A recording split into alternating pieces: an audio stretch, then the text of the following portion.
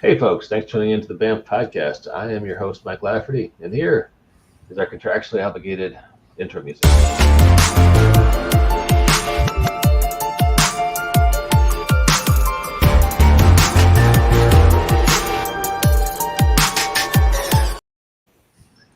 Now, that high quality musical intro assures you, ladies and gentlemen, this is a high quality, high production values podcast. Did you pay money for that? No, that was. I was gonna say because you might want to look into a refund. That was free use. That was completely free. Much like your healthcare up there in Canada, sir. And joining us is Bear, the Gen X DM. How you doing, Clearly not. You know nothing of Canadian healthcare if you think it's free. That's what the Republicans told me. Were they lying? That's what all Americans think. You guys then could look at our tax rate and go, how do you guys survive paying those taxes? It covers our healthcare. I'm getting a double. I'm getting some double speak here as I hear our voices happen again about 10 seconds after we speak. Give it a second. You'll see it's going to go away. For some reason, whenever Mike sets up these podcasts, I can never see the chat in StreamYard. So I have to open up both things so I can see the chat in my simulcast and in his main chat. It's fun. Oh, maybe there's a way I can fix that. Hey, we have an audience. Hey, folks, thanks for tuning in tonight. We were talking about Aliens, the franchise, and Alien Romulus. I'm trying to fix the chat so Andrew can see it. Andrew. No, it's okay. I got both open. We're fine. Let's just move. You good? All right, cool. And for one lucky viewer, you'll be giving them a, well, hey, Martin, you're curious. How you doing, sir? Thank you for joining tonight. And Mike Percival. Hey, Mike Percival. Good to see you again. And one lucky viewer tonight will win. Tell them what they will win, Jacob.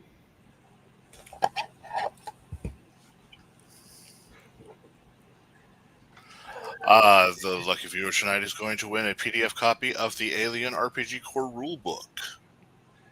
So just drop me an email, mikelaugh@gmail.com, with the word alien in the subject line, and we will give one of those away this evening. So, sorry, I didn't mean to spring that on you, Jacob. I could sense your surprise. So, I'm still getting a lot of the double speak, so I'm not sure who's talking when. I don't know why you're getting it. Mine's clean. Well, I tell you what, let me go on mute for a second. Bear, why don't you tell us your thoughts on the Alien franchise for a few seconds while I go on mute? Maybe I'm the problem.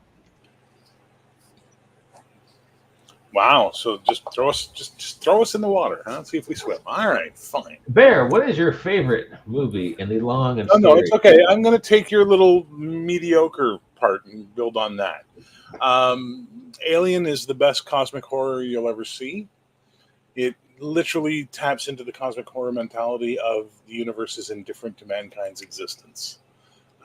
Hence, when they find this little thingy and everything goes to shit. Aliens retold or created the story from a different perspective, but did it in a different way. But it was still based on LV-421 and all that fun stuff, so it made a lot of sense. Everything afterwards was shit. You didn't care for the Alien sequel? Alien 3 I can watch. Alien 4 was garbage. Prometheus was garbage. Covenant was garbage. As much fun as I had watching Aliens vs. Predator, it wasn't a great film. AVP2, I think I watched it. All I saw was a dark screen. I'm pretty sure there was a movie in there somewhere. And then I got excited for Romulus because everyone said, it harkens back. And then I found out what happens in the third act. And I went, yeah, okay, we're good then. So, yeah. So, to summarize, love the first two movies. Fair enough. I think it's a great pivot for the sequel. It's a whole different genre and whatnot. I guess we should go ahead and say spoilers for anybody listening, because we're going to talk about what happens in these 20-year-old, 40-year-old movies, and we're probably going to spoil Romulus. Yes, absolutely. So, cool. Jacob, you've seen Romulus. I have. I kind of saw it as the Force Awakens of the Alien franchise. Because because I liked it, but it's designed for a fan to like it. It calls back to scenes from other movies that you would have liked, mostly the really good movies in the franchise that Andrew mentioned, the first two. They do quite a few callbacks, yes, and I've seen a couple of internet jabs at that. I was like, we have to keep doing these callbacks. We have no choice to do these redundant lines on a system that we created. We have no choice. Despite that, it was an enjoyable movie. I thoroughly enjoyed it, and I have gone online saying it is absolutely now my third favorite Aliens film. I now have a third favorite Aliens film. I did not previously. So we're in spoiler territory? We're in spoiler territory. Yeah. Okay. Remember Ash? He was cool, right? Remember Ash? Remember the alien human hybrid from Resurrection? I remember that. That was cool. Remember when she said, "Get away from her, you bitch"? I remember that.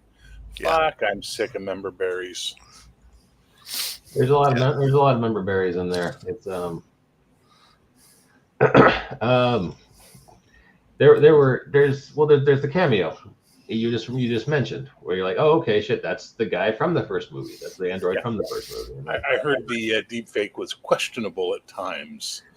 It was Well, definitely... if you're going to have someone who looks kind of fake and plasticky, why not have it be an android?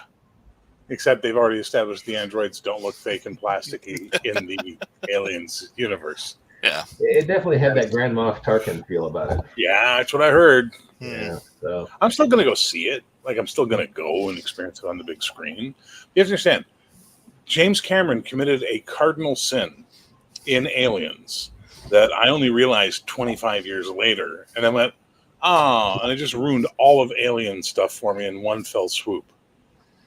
Only the facehugger had acid blood in Alien. Yeah. Only the facehugger. When she shot it with the harpoon, it didn't burn the harpoon off with its blood, and it used the harpoon to start pulling itself back into the ship. So the xenomorph didn't have acid blood. The facehugger did to prevent removing it. Yeah. It's a real key component in this movie too, because there's one scene where they're like, we're on the bottom level of the space station. We can't shoot them because their acid blood will. Yeah, and then later on they ignore that same thing later in the movie when it's convenient. Yeah. So yeah, I heard. I didn't love it, but it was still an enjoyable day at the movies. And the third act twist, which I was surprised by, and I really enjoyed it. My wife was like, "Oh yeah, I saw that coming from a mile away." That was clearly one of the plot points in Alien 3. You don't introduce Chekhov's pregnant woman without doing something. Chekhov's pregnant woman. That's funny. You know what I liked more than anything else? My favorite part of the entire bloody thing was this. Hey, Alien Romulus knocked Deadpool and Wolverine off the top spot for 1 week. And now Wolverine Deadpool's back on top. It's like, yep.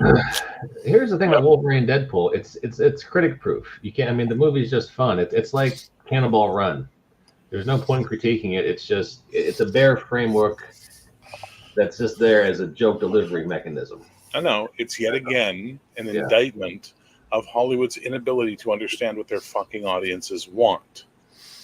And they keep trying to tell audiences what they want, and audiences keep rejecting what they give them. And then along comes Deadpool Wolverine and goes, hey, how about we give you everything you want in one movie and see if you like? Oh, you love that, to the tune of $1.5 billion worldwide. Nice to know.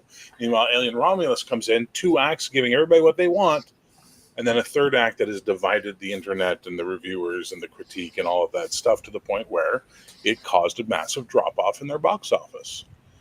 At some point in time, Hollywood will figure this out. Mike Percival says, I never noticed that, Bear. Good eye. Thank you. It was a weird random thought I had one day when I was watching Alien. I was like, wait a minute. There's no acid coming out of him. What the hell?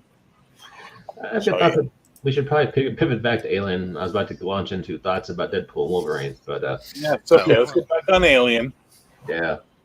Once again, folks, we're giving away a copy of the Free League Alien RPG. Drop me an email at mikelaugh@gmail.com with the word alien in the subject line. You will be entered. So, the third act twist, some people hated it. I thought it was the favorite part of the movie because it was the only part I couldn't predict, but I never saw Alien 3. Apparently, if you did, you saw this coming. I don't know. How do you feel about that, Jacob? Oh, I was worried they were going to when what happened, I thought they were going to be bringing back Pinky. And I was really worried that because, Pinky was terrible in Alien 4, and it was just one of the worst creature designs ever. And I don't know a single person who ever liked it. But honestly, the creature design in this was kind of genuinely just creepy. It For was, the hybrid, yeah. he's a Brazilian basketball player. I am familiar Yeah, with and him. you look at pictures of him; he's creepy looking. But yeah, it was just, considering the way it looked, he is just, it was that in the back of your skull, this is wrong. I don't want to look at this. The terrifying kind of thing, So it fits that cosmic horror niche pretty well. No, despite how divided people may be on the issue, the appearance of the creature itself was pretty offsetting. Well, it was supposed to be. But yeah, that was one part of the movie I didn't. Everything else, it was like The Force Awakens. Like, all right, when I start watching this movie, I know there's going to be a giant space station somewhere in this movie. Mm-hmm. I know they're going to have to make a plan to blow it up.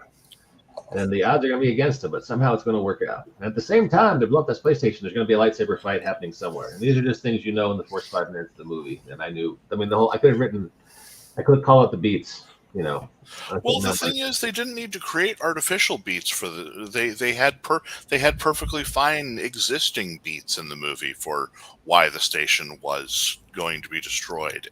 They didn't need to create new beats for it. The station was already in a decaying orbit. But they had to create a new beat of the station crashing into the planet as opposed to the rings, so that way some facehuggers can survive and they can make the next Alien movie on the planet. Yeah. The bit with the girl's android kind of flowers from Algernon plot with that guy. I thought that was the one really good aspect of the movie. I hear he's a very good actor. He is. Yeah, I was impressed with his work. So, but yeah, and then showing the hey, JR's here. JR, how you doing, buddy? If you want to join that giveaway, send me an email, mikelaugh@gmail.com, with the word alien in the subject line. Get signed up. We'll give it to somebody tonight. So. But yeah, the distinct characterizations between Andy as Andy and the Andy we get with the special chip in him, it's night and day. So he did a really, really good job portraying two different characters in this, and it was very nice. Yeah, cool. So at this point, I'd be happy if they made no more Alien movies ever, but I'm pretty sure they want to make some more. So, well, they're always going to tap that franchise button because it makes money, so they want to continue doing it. Despite Disney has it. Despite the fact that I was talking to my friend about this, like you have to admit that Weyland-Yutani is insane. How many times do you have to be tapping the button before you realize pushing the button hurts? Hey, we sent a mining ship out to pick up this thing, and look at that! Everyone on the ship died. Okay, we'll send a science ship to find with the new movie here. Let's send a science ship to try to recover anything. Oh, look! Everyone on the science ship died. Okay, so time passes. You know what? That ship that we eventually sent them for. Let's send colonists there. See if they can find it in their terraforming. Oh, look! All the colonists died. Let's send fully armed, experienced colonial marines with the best weaponry we have available. Oh, look, they all died. Maybe we shouldn't mess with this thing. Nope, Maybe the prisoners still will pull it off. trying. Nope, prisoners didn't pull it off. They started the foundry up. Fuck. Yeah. Yeah, no, man, it's crazy. I'm so tired of the evil Weyland-Yutani Corporation. I'm so tired of the small universe thing that they're doing to Alien with each subsequent story they tell, which is one of the reasons I like the Alien RPG, because it does a good job of taking all the Alien stuff, including some stuff from Leading Edge Games and stuff from the William Gibson Alien 3 script, like the People's Progressive Space thing, the space commies, and making them part of their really, really, really amazing universe. So as a result, you could play the Alien game and never see a xenomorph or a facehugger if you never wanted to, and still have tons of adventures to go on and tons of cool stuff to do. Did you just mention the William Gibson script, or did I mishear you? William Gibson did a script for Alien 3 that got rejected, but they did a comic book out of it. Yeah, it's really good. It's really awesome. Yeah, that's still my favorite Alien piece of media that's never been made into a film. So, but yeah, William Gibson. I don't know what he's doing these days, but back in the 90s, he was my jam. Neuromancer, several other of his books. So he's living in Vancouver and smoking weed. I don't know. There's worse ways to live. That's fair. Yeah. Well, I have run out of things to say about this movie. I hate to say that. And that should tell you exactly why it's not a great movie. Yeah. When you've run out of things to say about it 5 minutes into the discussion, right? It's like, oh, shit. They did introduce a new piece of technology in this that I liked and felt logical within the confines of the Alien universe, which was the motion tracking attached to the pulse rifle for an aim assist, which 25 years later they abandoned. It was They're stupid and should never be made. It was designed for people who were not colonial marines to use. Oh. It was because it was designed for people on this science ship to use. So this was definitely before Aliens, but after Alien. I mean, they were going through the wreckage of the Nostromo, so it had to be after Alien. But So it's after Alien, before Aliens. Yes. So we run into the problem we always run into with the prequel, which is we've gone back, but then we got cool shit we want to do that somehow will be forgotten by the time we get to the film we're making the prequel about, and we just have to accept that shit. You know what I mean? It's like Hollywood is the stupidest fucking place next to the Congress and Senate. You know what I mean? Let's just be honest. But people with way too much money playing with toys. Not just that they should leave to the creators. So, Jacob, I spent over 20 years in the film industry. Let me explain to you the creature known as a producer. These creatures are relentless. They have no... You can't reason with them. You can't bargain with them. They're not human, okay? And all they care about is making money and putting their dick, female as well, mark on everything they do. It's the way they want to be. So let's say you're working at Banff Studios, and you're a producer at Banff Studios, and you've brought in this really great project called Cocaine Owlbear. Cocaine Owlbear and Pew Pew. And you're going to develop 2 lines on that, Cocaine Owlbear and Pew Pew.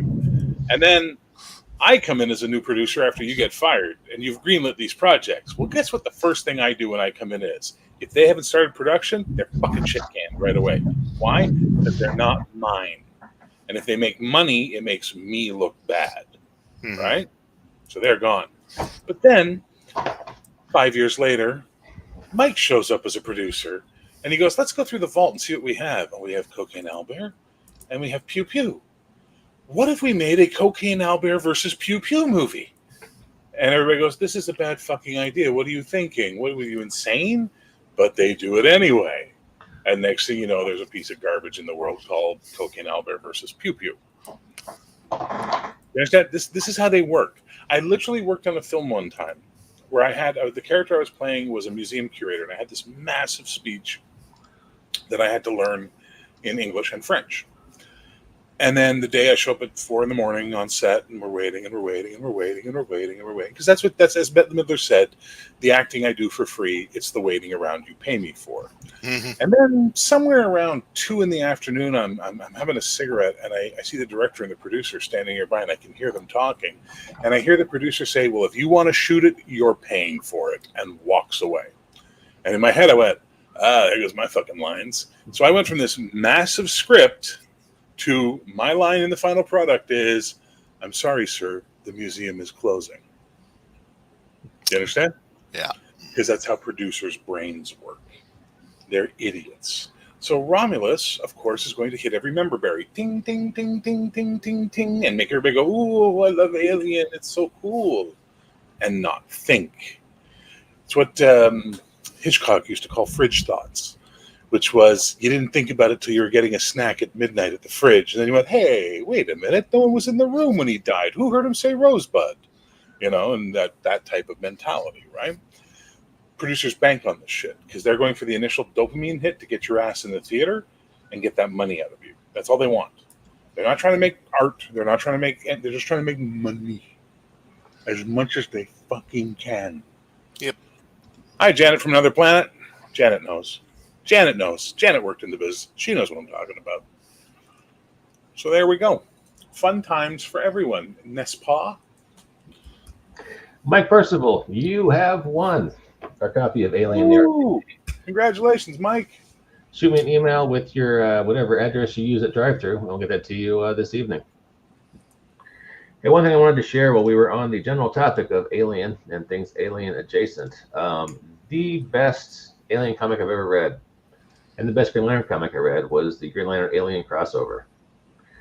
Because I always thought Green Lantern worked best as a sci-fi superhero, as opposed to just being straight, a guy in tights with a magic ring. And Ron Mars took it completely seriously. This was I want to say a 2 or 3-parter with alternating heroes between Hal and God, who's the new guy, Jacob? Kyle Rayner.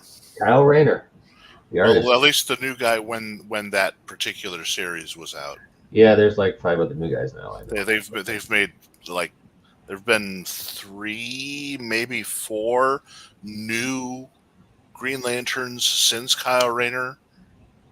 I have a question. Yeah. Is it as stupid as X-Men meets Star Trek? I didn't know that was a thing. Was that really bad? There is an X-Men meets Star Trek, yes. How bad is it? Oh, child. Kirk hits on Jean Grey. So That is literally the only thing I remember from it. There's a brief interchange. He's like, oh, you're very beautiful. Yes, my husband thinks so. Oh, and that is literally the only thing I remember is that brief exchange. I don't even remember what the plot was. I don't know why you would cross over those 2 franchises. Now, Alien and Star Trek, that could be a fun 5 minutes. I don't know if I want to watch the whole movie, but they are currently doing because of Alien Romulus to tie it all in. They are currently doing a Alien invasion of the Marvel Comics universe, and I'm like, the Brood are right there. Yeah, the Brood that were specifically created to be the xenomorphs of Marvel. Right there. Yeah, but aliens are cool and people like this. What's a brood? I've never heard of a brood. You sit down and you shut up and write the comic I tell you to write. Oh my! Although if it was involving the Nova Corps, I might check it out. I don't even know if the Nova Corps are existent right now in Marvel 616. But, I have no idea what's going on in Marvel these days. I haven't read I haven't read Marvel in a while. Oh my god, it's been so long. Well, I know there was a blood hunt where Blade got possessed, and then they killed or vampirized several big Marvel heroes, and they had to.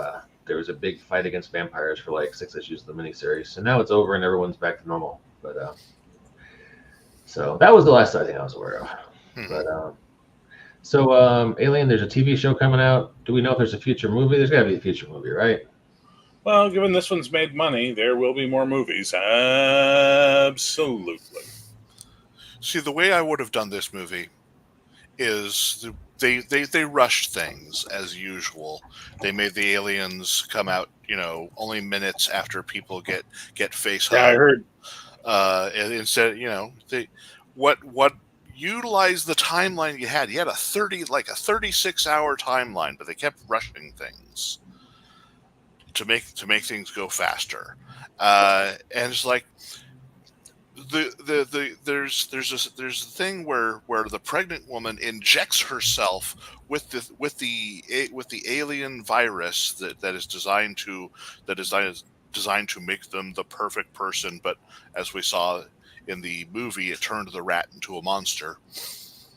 And she's then put into a stasis pod where she and all the stuff in her body should be in stasis. But no, what's happening to her continues even in stasis.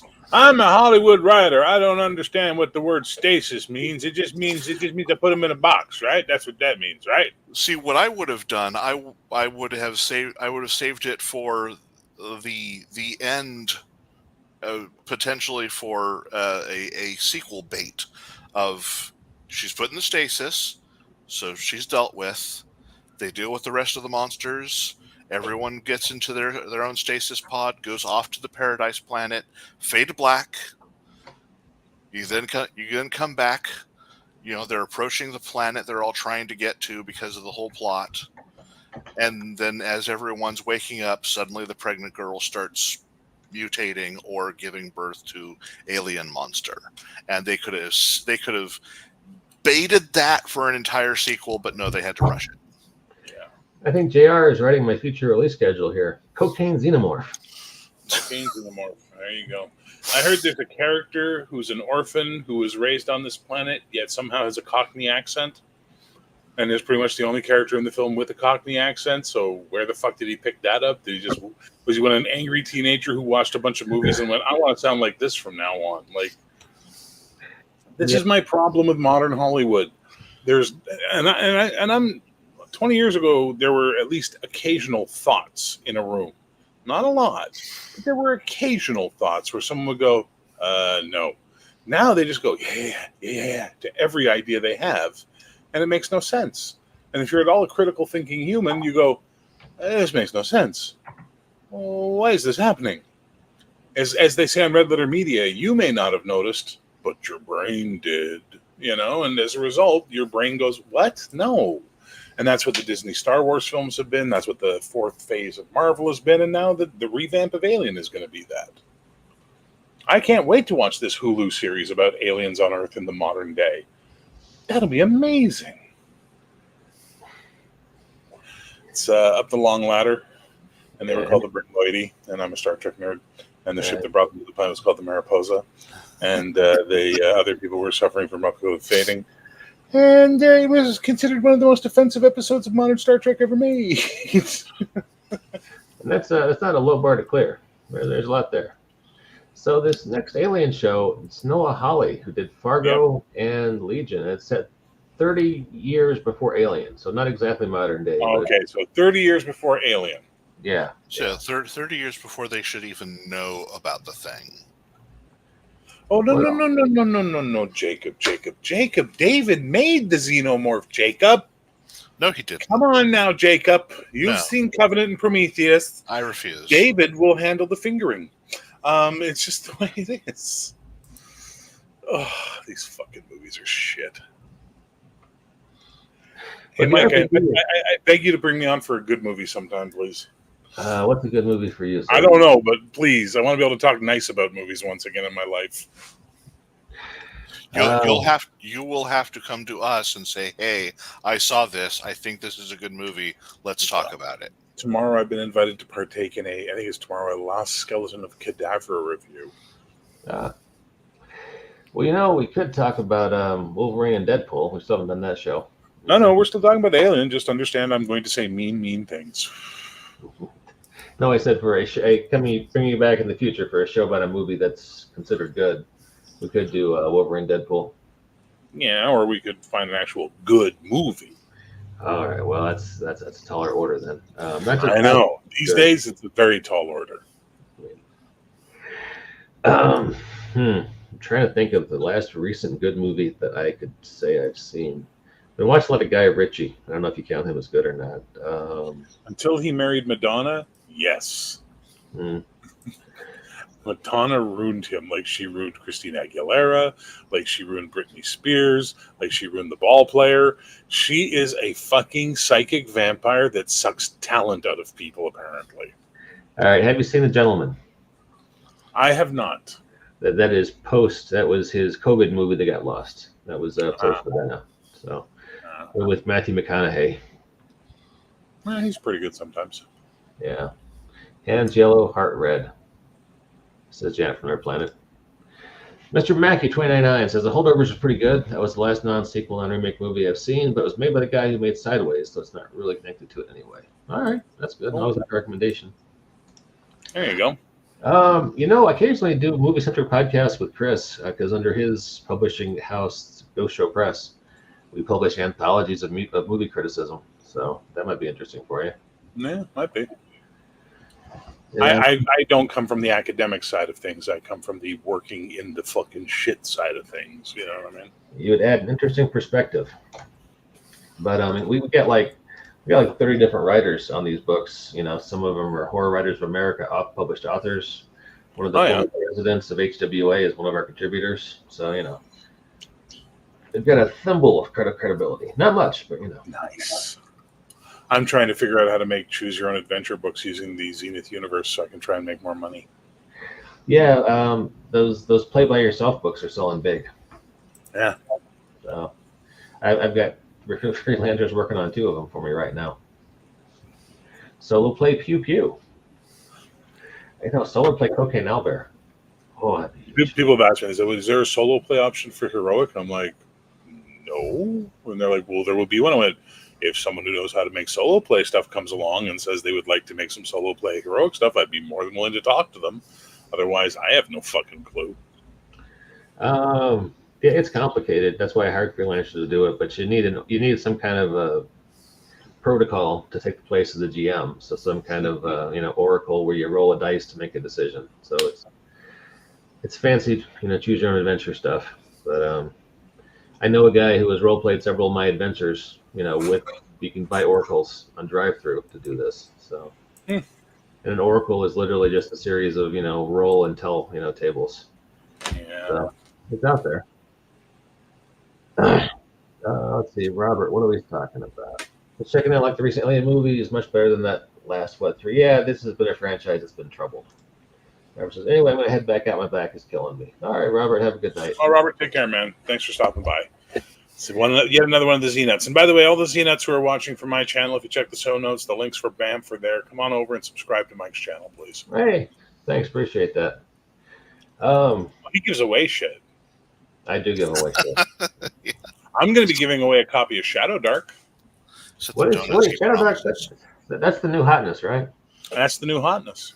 And basically, I was having a debate whether I was going to run D&D 2024 on my channel or not. And then I saw all the backlash Kelsey got this weekend from some people in the indie scene who decided to be absolute little babies about her success versus their edgelord shit. And I went, you know what? Fuck it. I'm not going to give money to WotC. I'm going to go buy Kelsey's book. I have no interest in playing Shadow Dark. I'm done with D&D as a game concept. I prefer much other things. So I'm going to give it away to one of my viewers. I don't know how I'm going to do it. I don't know what the process of giving it away will be, but I'm going to give away a copy of Shadow Dark. Yeah, it pissed off a lot of people, but the OSR, God bless those guys, they get pissed off easy, man. So one went so far as to accuse her of being a socialist for rallying YouTubers to support her product. Last time I checked in the Capitalist Handbook, that's hardcore capitalism. getting people with a media presence to promote your product. It's not socialism. You know what I mean? They're just mad. And the reason they're mad is because they do edgelordy garbage that's not fit for the family. She made a game that you could literally sit down with your kids and play. Well, that's going to obviously do better. You know, it's got a bigger audience. Yeah, it's crazy that. Yeah. And she's a good writer and she's a nice person.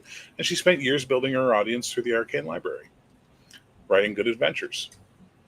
More power to her. Yeah, that's how it's supposed to work. So, yeah. What's your excuse? Why aren't you making big bucks?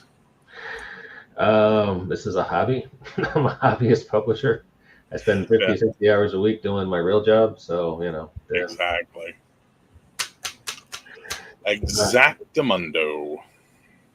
So, well, hey, want to wrap it up, guys? 35 minutes, that's all we're doing. I made a cup of coffee and stayed up late for 35 minutes. No, Mr. Lafferty. We go the full hour, sir. Otherwise, I got to go sit in a corner and stare at a wall until the caffeine wears off. So, Alien is about my revenge. What's the ratio of good movies to bad movies you need to keep a franchise alive in Hollywood? Because, I mean, this has been bad. It's about 3-1.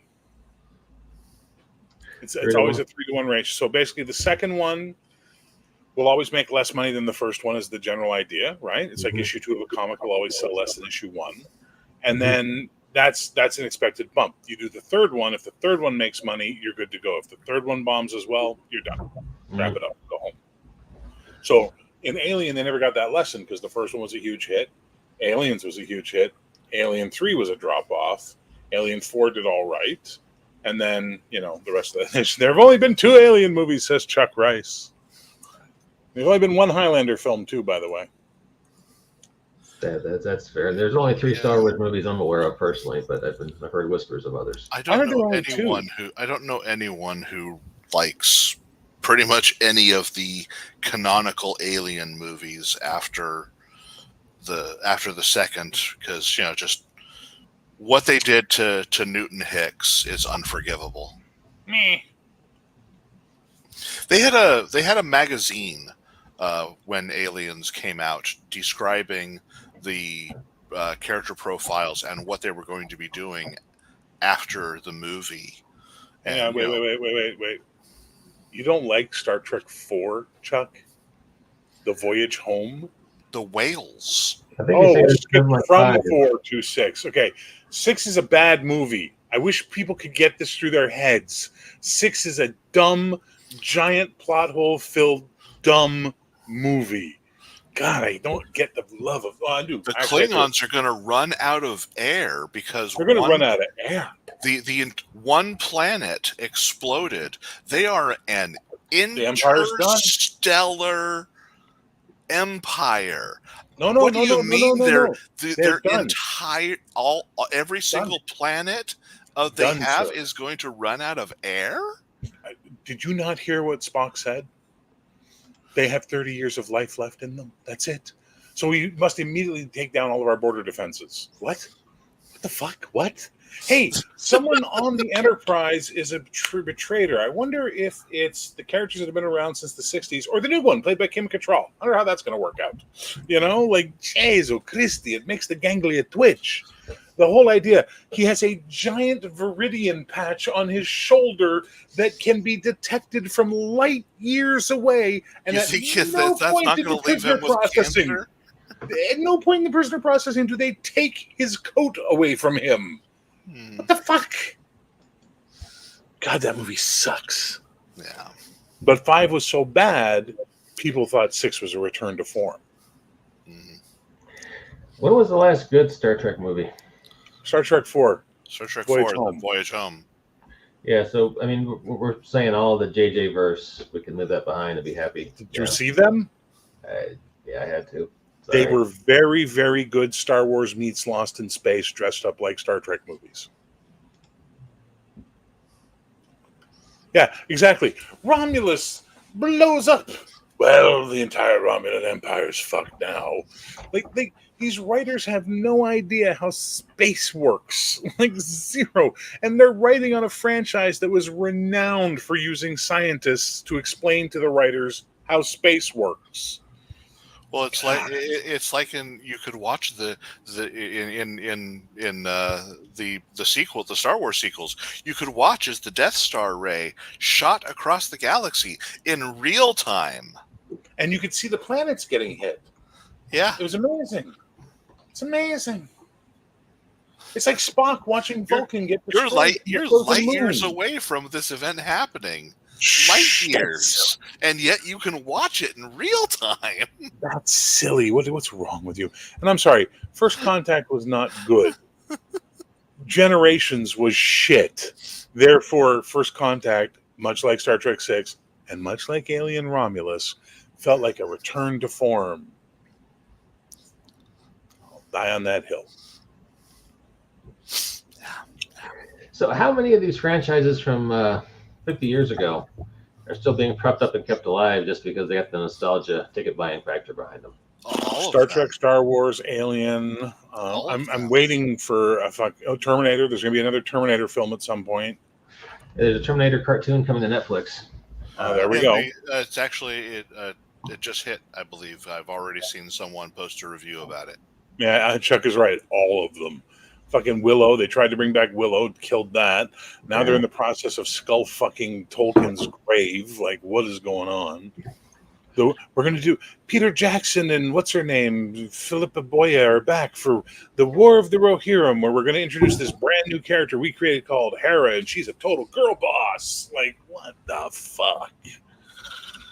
Dear God. Like, just why don't you just slap Ewan while you're at it, just to really make sure that she understands that she's not a unique character anymore in the Rohirrim.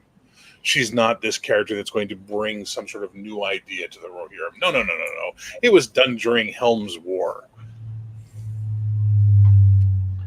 Oh, hey, I just wanted to mention, you're still getting some entries in the contest, but Mike Percival has won and received our copy of Alien, the RPG. So sorry, folks, contest is closed. Congrats once again, Mike. Congratulations to Mike. Game over as JR does. Exactly, Mike. Honestly, though, when it comes to movies with franchises that I wouldn't mind returning, I would like to see an actual good Conan and Red Sonja film. Oh, that ain't gonna happen. But I was just saying, I wish it would happen. Listen. You're going to have to make sure that you stay alive another 10 years minimum, so that the current climate wears out and we can go back to having a manly hero on screen again. Because remember, Amazon had a choice. They could do Conan or they could do Lord of the Rings. And they went with Conan. And then the new producer for Amazon Prime came in and she immediately shit-canned that because it wasn't woke. Because it didn't reflect modern audiences' sensibilities. Conan. Andrew Jackson says, who cast as Conan, though? Nick Cage? I don't want anyone popular in it. I want do what they did with Star Wars. Get relative newcomers. I could see Nick Cage as Amon-Set, though. Yeah, get Nick Cage to play, the old wizard who's in a couple of scenes. Oh no, have him be the villain. Come on. Jason Momoa was casting, and Jason Momoa was good casting. Then they followed the great tradition of never reading a single one of the stories. That is awesome. Yeah. That is so true.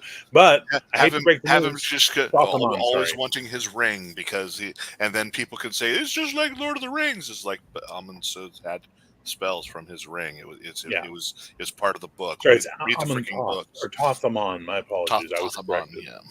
But here's the thing. Okay. Oh, I know how we do it.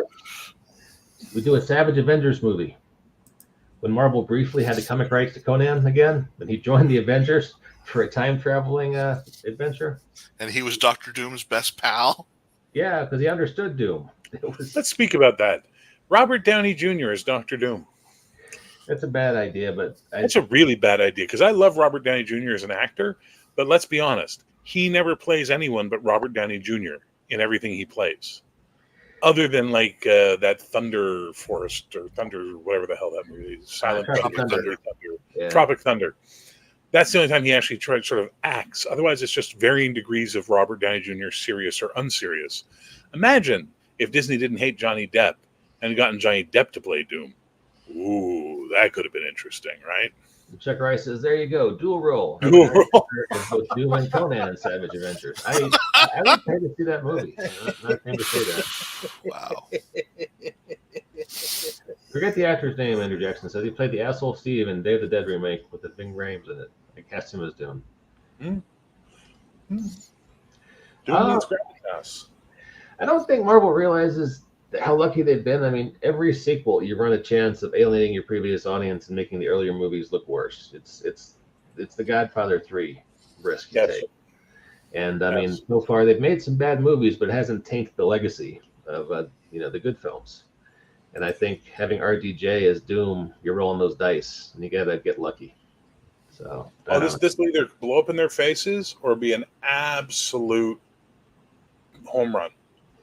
This one is not going to go the way of Ant-Man. It's not going to be a meandering down. It's not going to be Inhumans. You know what I mean? It's going to be big or it's going to be go home, one or the other. It's got that desperation Hail Mary vibe all over it. So, all right, let me answer your question. You're watching Wolverine, Deadpool, Wolverine, yeah, and Chris Evans shows up, and for a brief moment you were like, oh, you were just like Deadpool. You're like, holy shit, it's Cap, and then it was Johnny Storm. And you're like, that's fucking brilliant. But the point is that feeling that you had that Cap was back, that's what they need. Yeah. I was watching a clip on Joe Rogan because YouTube decided I liked him a while back, and he was interviewing RDJ.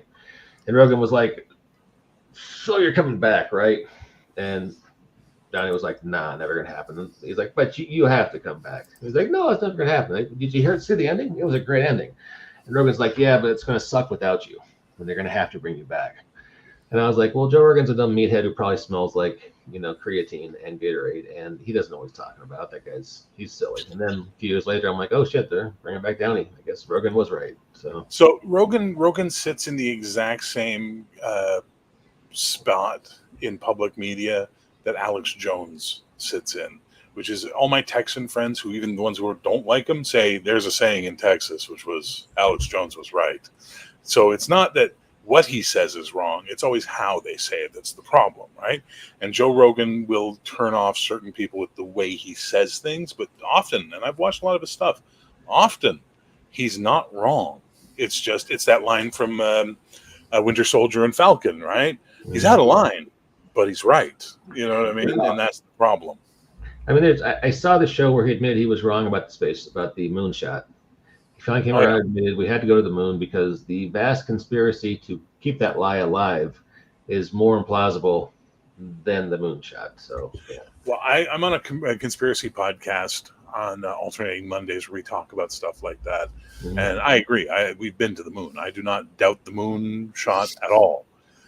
What the fuck happened up there, I don't know. You know what I mean? Because there's always that great piece of footage of them being interviewed, and they don't act like three guys who just, triumphed over the final frontier. They act like three guys who are really depressed about everything. And you're just kind of like, that is a weird interview, where they just have this like low energy and they're all like, really, they all have like shell shock, It's like, okay, that's weird, So stuff like that's the stuff you got to look at. But yeah, no, we went to the moon. Christ, there's a reflective plate on the fucking moon. Yeah. You can shine a laser at and get telemetry back from. So clearly we've been there. Moon rocks. We brought back lots and lots of moon rocks. No, we got those in the Arizona desert. There's a big obelisk. Grace says there was a big obelisk, and then God told him to leave Europa to him. Obviously, I read a synopsis of the third book in that series, where they go to Europa, and I'm like, oh man, this is weird. Like, I like 2001, and I like 2010. I don't think I want to read. I don't want to read the third book because the synopsis of it made me go, no. Was he high? Was it like he on his deathbed when he wrote this? What happened? That's the rolling the dice in the sequels. You like the first two, do I chance the next one? I don't know. The Dune books, dig the first one, then stop. You're a happier person for it. No, I like the first three. I like Dune, Dune Messiah, and Children of Dune, and then I'm done. Giant Sandworm Emperor, not really my cup of tea. You know what I mean? But at least I would rather read Heretics Chapter House than read these fucking prequels they've been doing. They're doing Doom.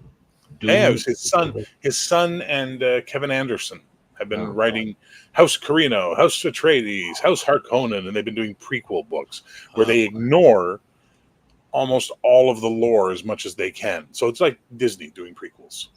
How joyless a life must that be, just to like pimp your father's creative IP and such? Like, who cares about the prequel of House or Conan? I don't, but I guess some people do. Are you currently not realizing we are living in a time where we need to basically be very, very thankful that Christopher Tolkien held out and did what he did until he passed away and kept Lord of the Rings pure? And now that he's dead and the family has taken over the estate, they're selling it for whatever money they can get everywhere they can get it. You know what I mean? Yeah, I guess so. Because it's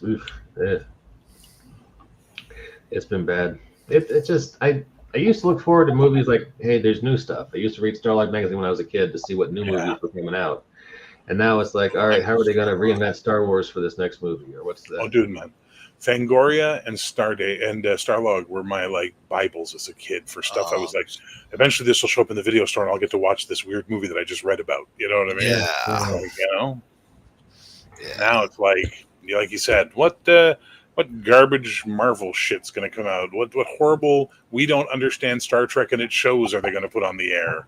That's why I like Prodigy and I like Lower Decks, because at least the writers of those shows have deep respect for Star Trek. Yeah, and they know it. I am sad that Lower Decks is coming to an end. I understand why it's coming to an end, because the characters aren't really Lower Decks anymore, so you can't really call it that. But hopefully hopefully they will continue doing a show of that style in some other format. Well, I don't think is Prodigy coming back for a third season? I don't think so. Paramount's in a weird place. I'm not sure what's happening with anything. Yeah, with everything that's going on currently with the Paramount thing, I'm not sure what is going to go on with these shows. I didn't think we were going to get another season of Strange New Worlds, but somehow that's going to still happen. Holy shit! What a dumpster fire that fucking show is. You don't like that one? Okay. Okay, so let me ask you a question. Yeah. Are Vulcans emotional? Yes or no? Oh, yes or no? Yes or no? They're weird about it, but yes. Exactly. Vulcans have emotions, but through their training disciplines and even in the ultimate, the Kulinar, they learn to suppress and eventually eliminate emotions. Yeah. Not according to Strange New Worlds. According to Strange New Worlds, the lack of emotions is a genetic byproduct of being fucking Vulcan. So we can create this magic shot, boop, and now you're a Vulcan, and your hair changes, and you all act like fucking hyperlogical Vulcans. What? What the fuck? What the actual fuck? I'm not saying they're all winners. I'm just saying that they... How about the Klingon boy band? Can we get more of that? That was bad. I can't argue that. I can't defend that. But there were several episodes I enjoyed in SNW that had that original series feel that nothing else had for me since back in the day. But the way the crew talks to Pike, Kirk and Picard would have destroyed them for speaking to him like that. It's a bad show, son. Sorry. I disagree, but we can agree on our love of Lower Decks, which I thought was great. And I'm sad to see it go, but getting 5 seasons of a streaming show where there's no large drop in quality, that's a beautiful thing. It is a love letter to Star Trek fans in the fact that even the characters of the show are Star Trek fans. Yeah. Yes, but I still hate Mariner. That's allowed. Chuck Rice says, some people just hate fun, I guess. They had K Klingon pop. Fair enough, Chuck. Mr. Mackie 29 says, I'm getting drunk. I toast you with my emotional support beer, sir. Emotional support beer? That is I fucking, that's it. If that doesn't exist, we should make a craft brewery called Emotional Support Beer. Yeah, there's a comedian called Brent Terhune. That's his line, actually. But fine, we get him on board. Yeah. Beer cozies. There's motherfucking cha-ching. Yeah. Sorry, sir, you can't bring alcohol in this establishment. Man, this is my emotional support beer. Legally, you can't bar us from these premises. What? These are my emotional torment cats. Yeah, they're here to keep me unhinged. All right, Mike, we can end this now that we've actually had a conversation and it wasn't just 30 minutes of yo. Well, thanks, Bear. I appreciate You're welcome. you taking over the show. No, but here's the difference. You get the comedy inherent in that statement versus people who see this and then post, "There's a control freak." No, it's comedy. Why is Fucking Bear being so mean numpties. to him? Yeah. Why is he so mean? Fuck, when we did the conspiracy show, the first episode, Raven, who's the woo-woo queen, right? And me, who's the debunker guy, we go at each other. And we man, okay, whatever, and all this kind of stuff. People in the chat were white knighting Raven like crazy. They were like, Bear's being mean. Bear's a jerk. And I'm like, oh my God, you people. Stop. Internet can be strange like that. So, well, hey, Jacob, I'll give you the last word. If you enjoy this content, please support the Banff Patreon tripping over my own words here. Please support the Banff Patreon. And we are on Patreon after verifying our identity so we can keep our explicit tag. Oh, hey, and if you like the Cocaine Owlbear art I was showing earlier, you can buy that t-shirt, tinyrail/Coke Owlbear t-shirt. And if you're here from my channel, Z-Nuts, come on over to the link in the chat, over to the Banff podcast. Give Mike a sub. He deserves it. He and Jacob do great stuff. They like to do short, bite-sized 1-hour videos, unlike us where we do like 6-hour live streams. So you'll actually be able to like watch their shit and have a life at the same time. That's good. Or if you don't want to have a life, please go over to Andrew's show. He can keep you busy. So those only nights with. I have so little life. I could stand to be on a 6-hour show sometime. Well, reach out to me on Discord. We're coming back with the 4-Color Cafe this month. We're going to start back up on that. Awesome. Every Wednesday. I enjoy that show. That is a good time. We want to start doing some kind of online role playing again, Jacob. It's been too long. Yeah. So, Well, I'll be happy to run Heroic for you guys somewhere down the road. that could be fun. Okay. Are you still doing that Space Dwarf voiceover? Oh, yeah, shit. You got to remind me about stuff like that, motherfucker. Oh, I thought, here, if you do this, I'll give you money. I thought that was enough. Yeah. No, I told you, no money. No money. I'm doing it for free, but you got to remind me. That's why I say I'll do it for free, so I don't feel obligated because you gave me cash. So, because, dude, I say this with all the love in my heart. The reason why also I'll say for free is because if you're going to pay me to act, I expect union rates. And you don't want to pay me union rates. So, fair enough. Okay. you know what? We'll do it this way, and I'm much happier to help my friend out. But you got to remind me. And also, don't use Facebook to remind me of shit. Send me an email. Because then it sits there in my inbox, and I stare at it every time I open my email, and I feel bad. And I go, oh, I got to do that thing for Mike. Fuck, I'm a bad person. You know what I mean? That's how you get me to do shit. You let my Protestant guilt take over. All right, fair enough. Hey, folks, thanks for checking out our show. Chuck, you can just be a co-host next time, man. I invited you on this show, but yeah, Chuck. Jeez. I owe you that thing. I'll get to that tonight. And everybody else, thanks for checking us out. We'll catch you next time on the Banff Podcast. Peace.